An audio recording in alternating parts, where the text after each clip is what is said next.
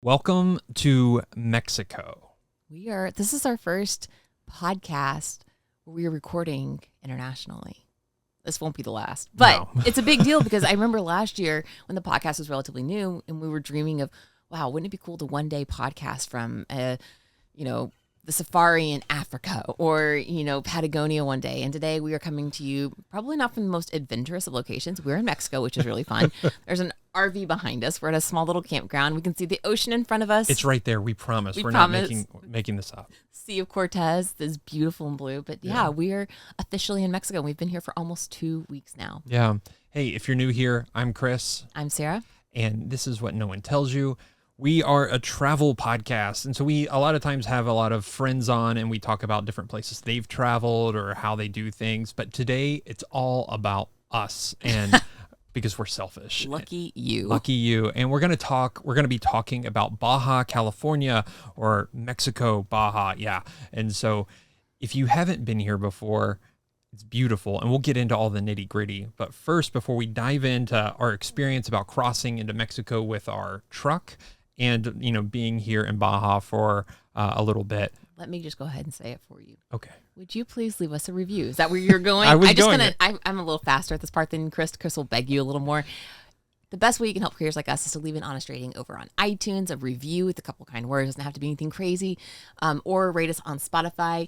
Those kind of things really help creators like us and for people to discover our podcast. Oh, it means the world. Okay, Chris. It means a lot, Sarah, that you would even do this. All right, we're going to move on now. Okay. All right, so without further ado, let's talk about Mexico.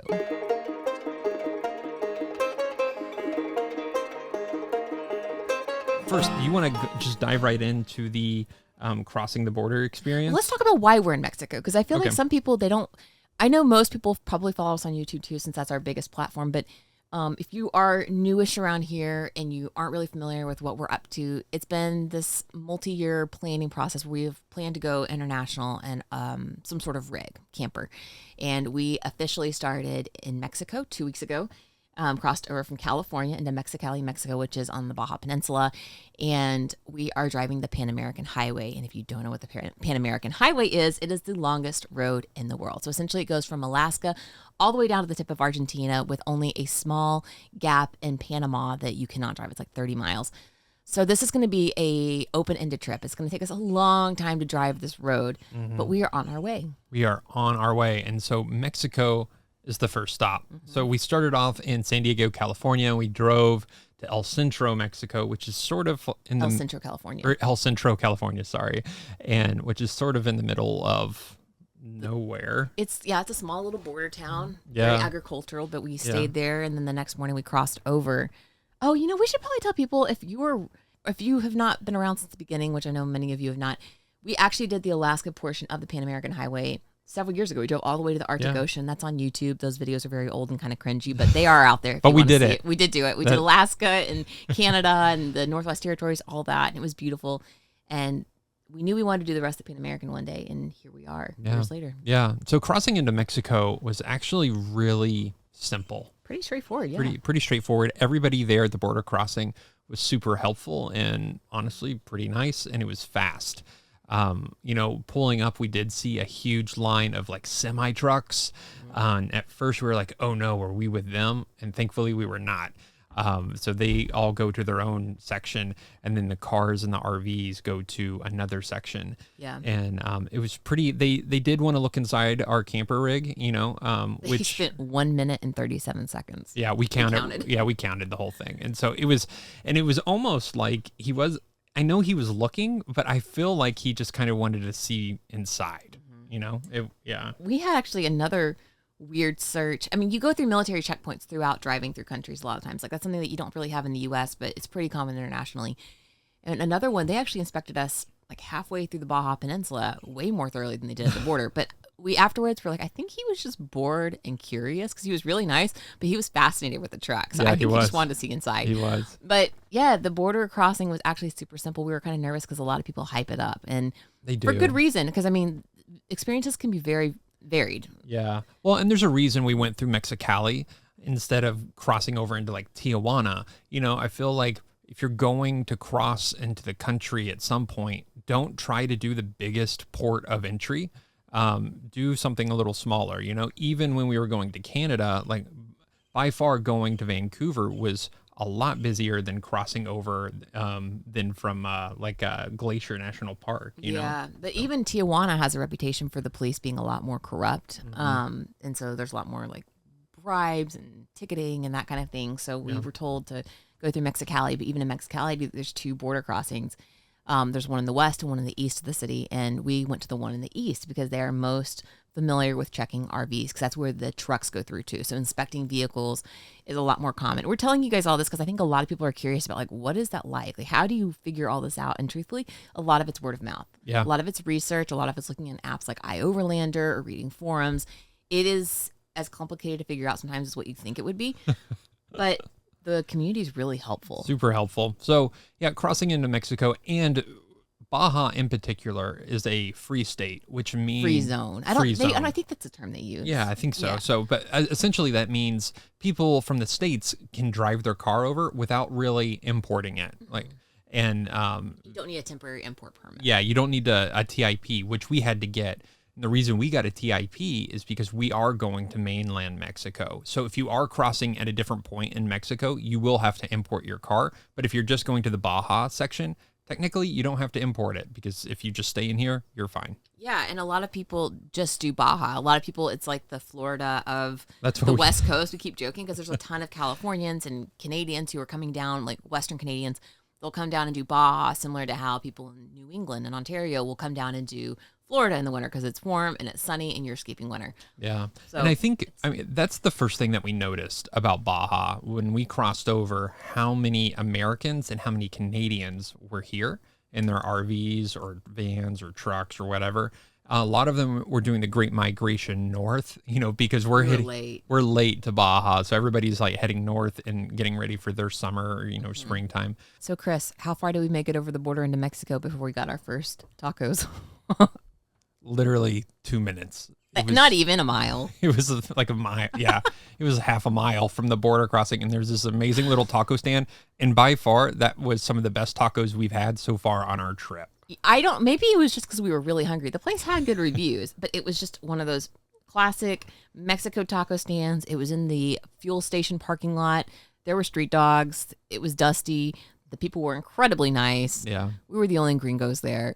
And the tacos were delicious. Very delicious. Maybe we were just really hungry and excited. We may have, but you know what? I enjoyed it. We made it a mile over the border. We got tacos. And then our first day, we weren't sure how long the border crossing was going to take. How long were we there? It wasn't really that long. No, we were there maybe 15 minutes. Maybe half an hour. So when we crossed the border, if you're not familiar with what this looks like, for Baja, you don't have to get a temporary import permit for your vehicle, but we are doing mainland, like Chris said. So we had to get our TIP, which means we had to show our registration, our American proof of insurance, and we had to fill out a form. And our vehicle, since it's registered as an RV, we were given 10 years in the country of Mexico, which is crazy. We're not going to be here 10 years, but technically our RV can stay here for 10 years. But we did have a fellow overlander reach out, and they gave us a good tip. So that happens quite a bit for these RVs. And then what people do is they forget to close it out. Mm-hmm. So when you leave the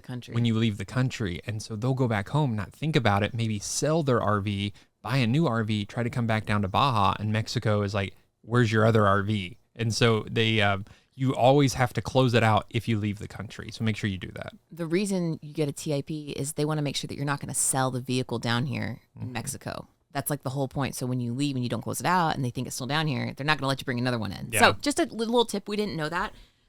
So we'll close it out probably when we leave because I don't think we're going to be back here in the next, we don't know. Yeah, anyway, you can always get another one. Yeah. The other thing that we had to get is called an FMM, and it's something in Spanish, but essentially what it is like Mexico's version of a visa. Now, if you've ever flown into Mexico before, you will get this form on the plane. It's just a little form. It has like your passport number, why you're visiting, your address, where you're staying, and that's pretty much it. It's a very simple form, but this grants us entry into the country for up to 180 days. So this will restart when we leave the country and come back in.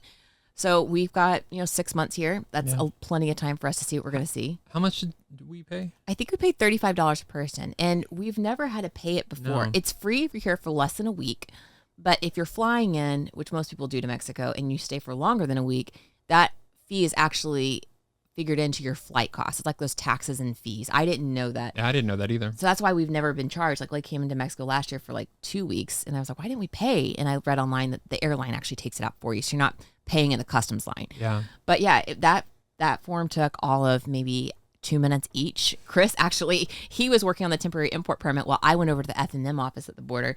And the gentleman in there spoke perfect English. And he's like, do you want me to help you fill out your husband's? And so he took Chris's passport and filled it out for him. And we were done in a matter of just a couple of minutes. And they took credit card and we were in and out. Super simple. Super easy. And then, insurance. Oh, yeah, insurance. So you can get insurance online, but you need to have Mexican insurance when you enter Mexico with your vehicle. And we had a lot of people reach out. They're like, well, I do it online. And that's fine. We didn't do that. We actually stopped at a gas station right before the border. This is legitimate, by the way. Yeah. This is like 100% legitimate. This is how you do it. I stopped at a gas station. He sold me insurance. Blah, blah, blah. Yeah, but that's exactly what happened. You walk in. He's got a big sign. It's like Mexico insurance. You go in and you buy it. And the whole thing with Mexican insurance is that you pay by the day. And so you give them a date, and then they extend it. Now, since our car was a 1988 Land Cruiser, it's over 25 years old, and so we're not going to get full coverage. They're not going to cover us on that, but they did give us liability. We haven't had to use it. We can't attest to if it does anything here in Mexico, but hopefully we'll never have to find out. Hopefully. But we do have it. You're required to have it. Yeah. And if you want to extend it for longer, you can totally go online and do it. And I feel like this is information that a lot of people are curious about, because I think there's people who would like to maybe drive their RV to Mexico. Yeah. Maybe they don't want to do the whole Pan American, but they're nervous. You know what surprised me? This is why I really want to push this in this episode is first impression of Baja. We would see a lot of people online, people our age driving Baja or even younger, maybe recently out of college doing the whole van life and Baja thing. I thought that it was going to be 90% people our age and younger. It has been 90 or 95% retirees. Yeah. I have been floored at how many retirees have just been down here living that Baja life. Everybody from the villages has moved over to Baja. No, but seriously, I think there is so much fear around, for Americans, there's a lot of fear around driving to Mexico or visiting Mexico. And there's all these people down here that are just doing it. So if we have a lot of people in our audience who are adults or retired, and just to let you guys know, like, you will not be the only ones. No, you won't. And everybody here in Baja especially, they're used to it. They're used to the RVers. They're used to people living off grid or being here. And I think that was really surprising. For me, I thought we were just going to be thrown into like off gridness. You know, we were just going to be in the middle of very remote, like, but it's really not. I mean, yes, you can go remote. There are places where you can do that, but there are a lot of places that you can stop at with developed campgrounds with other campers and Americans and Canadians and Europeans and whoever. And a lot of locals too. So to give you an idea, we're staying at this American's house right now. It's a Harvest Host.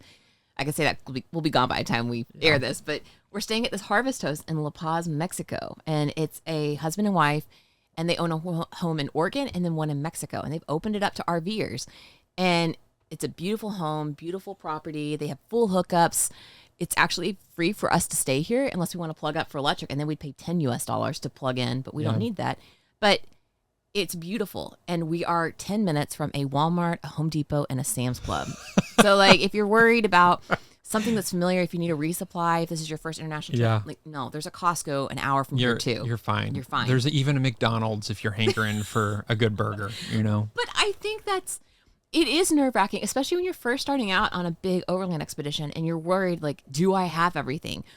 A lot of my fears subsided when I looked at the map and I realized, like, okay, if I forget something, there's going to be an AutoZone in most of the small towns. There's going to be a Walmart when we get a weekend. There's going to be a Costco, a Home Depot. If something breaks, we can find what we need. Yeah. And it gives you a lot of peace of mind, at least to give you that first like leg into the journey. Yeah. So Baja, I already had this expectation, or I had a weird expectation coming into Baja. And what did you expect? I expected like being remote, off grid. We were going on this because I feel like you see a lot of Instagram posts or YouTube videos of Baja, and they're like, we survived Baja. And now that I'm down here, I'm like, what did you survive? The beach? Like, because it's beautiful and it's beautiful people. And yeah, you can get remote, but it's not it is not as intense as these people make it out to be. And I'm sure there are parts, just like there are parts in America where it's intense to go rock crawling or whatever. But here, our experience so far, Baja is I get Baja. I get the hype behind Baja. When you are in the little bubble that we're in like the van life or overlanding world or whatever, you see a lot of people come here. And sometimes people can overhype certain destinations, but I understand the hype about Baja, especially in the winter. Yeah, the appeal of it. Yes. I do. I don't think I totally understand the I don't know. I feel like some social media people, and like Chris said, you can do it as rough, off-grid as you want, or you can do it as developed as you want. Baja's definitely become more and more of an RV destination in the last 10 years. But I think there's people out there on social media, especially YouTube, who are making Baja look really rugged and kind of scary and intense. Intense is probably the right word. And that's keeping some people away from Baja. But in reality, when you get here, there are plenty of people in like giant 40-foot long RVs who are doing it with their pool behind car.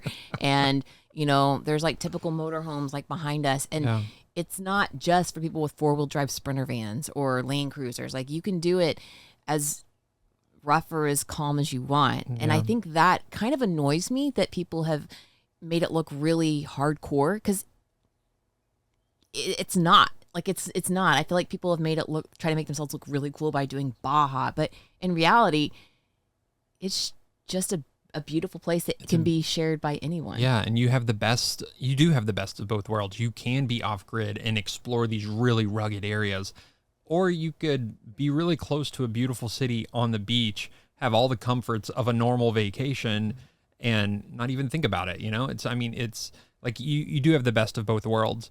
And Baja's really interesting to me, and it's the more we're here, the more it's growing on me. I love it. It's been amazing. Like La Paz especially has been one of our favorite cities that we have visited in Mexico so far.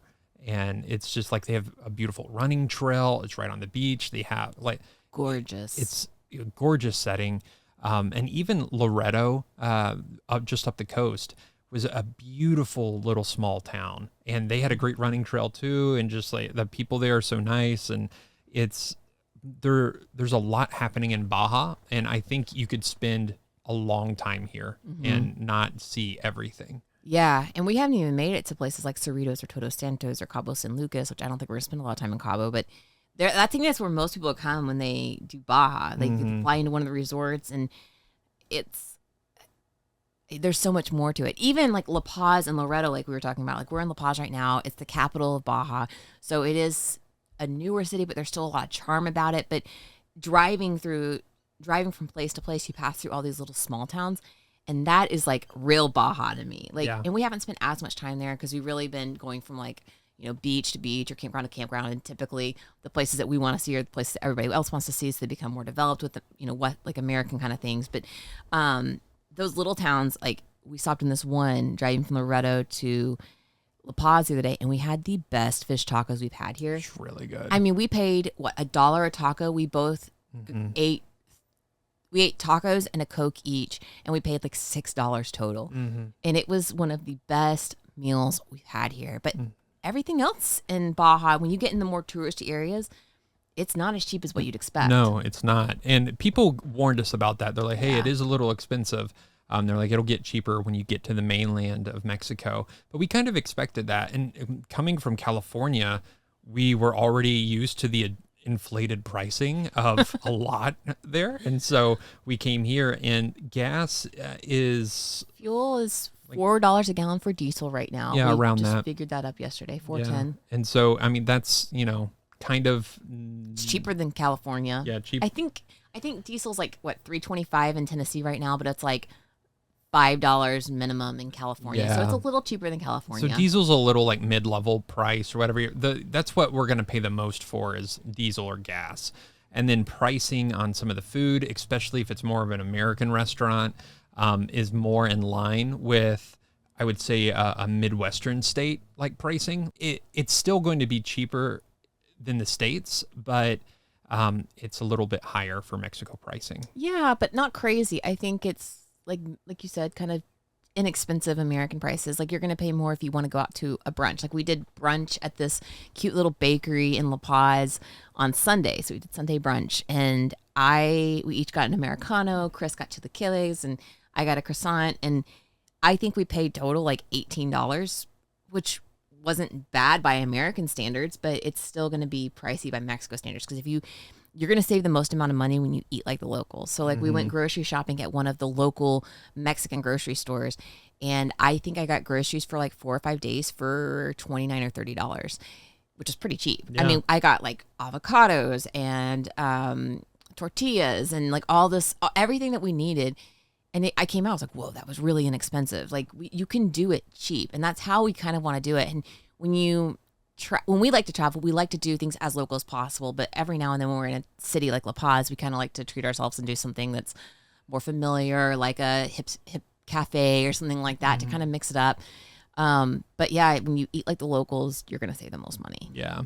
So, I mean, other than that, I mean, Baja, like our first impressions here in Baja have been just wonderful. Like gosh, I love it. We have absolutely loved it, and we can already tell that we want to spend a lot more time here, and we have to be careful because we're not on a schedule, but we also are sort of on a schedule, and we don't want to spend 4 months in Baja when we have so much of the world to see. Yeah. So. Yeah. So what's Baja famous for? We're sitting here talking about how amazing it is, but like what makes Baja amazing, and why do people visit, and why should someone visit? One, Baja is known for their beaches, vacation. So I think a lot of people come down here just to relax. Like Sarah said earlier in the episode, it's sort of like the Florida of California. Except without humidity. Yeah, and without the Florida men, so like... Florida man. So it really is. I feel like it's sort of like a playground down here. A lot of people come down here to like boondoggie, or is that what it's boondoggie? Called? What's it called? Boondoggie. What is it now? Dune buggy. Boondoggie. They come down here and they're like race in the sand. There's a big race down here that everybody's like, oh yeah, we're surviving Baja. We're driving in the sand. There are some intense races people do. Like the Baja 1000. It's like 1,000 miles. Or kilometers. I'm not sure which one it is. Yeah. It's a long way. Yeah. So they have some of that down here. Other than that, I mean, it's a lot of camping. It's a lot of like wells. You can go. Oh, yeah. The whales. The wells. If you go to the wells, we've heard great things about Mario. Yeah. So you can do Mario. It's like finding Mario down here. I feel like that's a kind of a common name. It's like being named Chris in America. He's got a restaurant and a well service. So if you're on the Pacific side of Baja, Baja is interesting because you'll be on the Sea of Cortez on the eastern side, and on the western side of the Baja Peninsula is the Pacific Ocean. They're known for two very different things. And when you're driving down Baja, you kind of like zigzag a couple of times. So you hit both coasts as you're driving further south or north. But the eastern side is the Sea of Cortez, and it's famous for warm water. So like it's awesome to hang out in the winter because the Pacific's going to be cold, but the waters are really blue and very calm. It's just Sea of Cortez is where we like to swim. On the western side is the Pacific, so it's better for surfing and it's better for whale watching. And so you can take whale tours. We didn't do this because we did a whale tour in Hawaii recently. And we just didn't really feel like splurging on that again right now. But if you come down here, people say you have to do a whale tour, and the boats here will actually get you like right up close to the whale and you can touch it. I don't know much about how safe that is for you or the whale, but you can do that. I think it's like $60 a person. So that's what Baja's really famous for. And we call it the Florida of California, but I feel like that's almost an insult. And don't get me wrong, we love Florida. Chris has lived in Florida. We've wintered in Florida multiple times. Yeah. We have family there. But Florida is hot and humid, whereas this is much more dry. I mean, there's saguaro cactuses all over. I'm looking at some right here. So it's more of, I heard somebody say it looks like Oman. I've never been to Oman where it's like really deserty and mountainous and that really blue water. But the climate, I love the climate because I don't sweat as much. It's dry, but it's warm and it's sunny and it's blue and it's incredible. It's different than like, Cancun or Tulum where it is really humid. There's no mosquitoes right now. Where we're at, there's no mosquitoes. In Tulum, we got eaten alive. And look, we love Phoenix. We love Arizona. But after a while, that can be a little daunting because you're landlocked, right? And You mean exhausting? daunting or exhausting. Like it's okay, yeah, you're right. yeah. So like it's just like there's a lot of cactus in here. It's sort of the same landscape a little bit with a lot of cactus, a lot of desert, but then at least you have the ocean right there, so it's not as exhausting. Yeah, we were talking about that yesterday actually, because after a while we both get kind of fatigued being in the desert, whereas like in Arizona, but then you go to places like San Diego where it's kind of deserty, but then you have the ocean. I'd say that's very similar to here, and geographically we're not that far from San Diego, so I think that's probably pretty similar to what they look like. But yeah, Baja is awesome so far. The people are really incredibly nice. Something that surprised us is for being a more expensive area of the country, English is not as prominent here. I thought it was going to be more prominent, but it's definitely not, which I personally love because it's forcing us to work on our Spanish. And people are really gracious in helping us figure that out. Yeah. And they are. They're really patient with us as we try to like struggle. Really patient. And the people that are the patient the most normally speak English, which is always kind of defeating at the end of the conversation. It's like, wait, what? You're like, I walked into a store the other day. I said, "Hola, cómo está?" And the lady like responded in Spanish, and then she goes, "Do you speak Spanish or English?" In full English. And I was like, English. So she knew immediately, obviously. But well, I walked into a restaurant yesterday, and I'm like, "Hola," and he goes, "What up, bro?" And I'm like, "Oh gosh." Hola. We're working on it, actually. So it's improving. I think our Spanish is slowly improving. We're definitely picking up more nouns right now and just like words that we're seeing regularly. So yeah, learning how to order coffee properly. So before we like jump off here, I want to dive back into driving. How do you like driving here? I'm kicking butt. She is. She's at the point now where she's yelling at other drivers. Go on. Okay, so we've driven in Mexico before. This is our third time in Mexico, and last time we were here, we did a 2-week road trip through like the Yucatan area. And Chris did all the driving. I've never driven here, but like we were in this tiny little rental car. I mean, it was just like a Chevy Spark. It was so tiny. It was the cheapest thing we could possibly get because that's us. And I was nervous coming across the border because I've never driven in Mexico.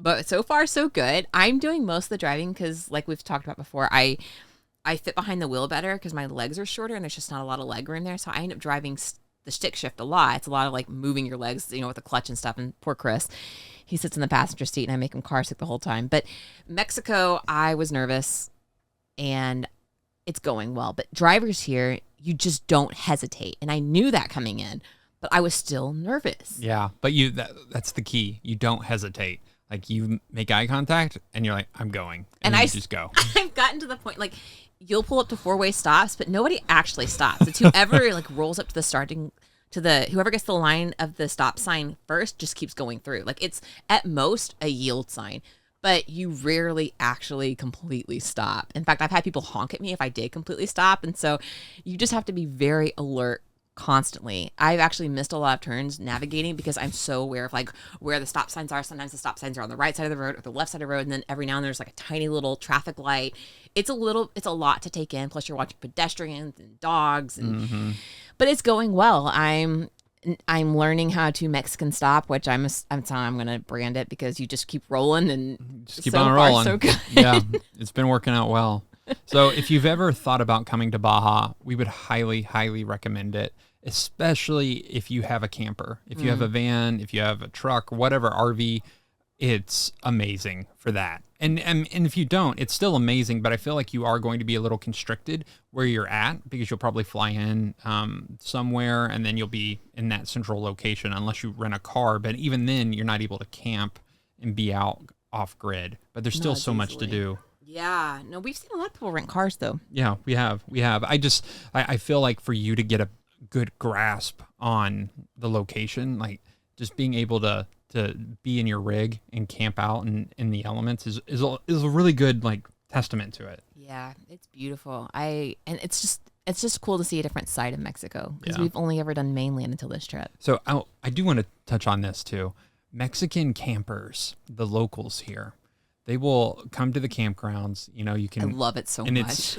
It's beautiful. Like they have families, like these Mexican families will come.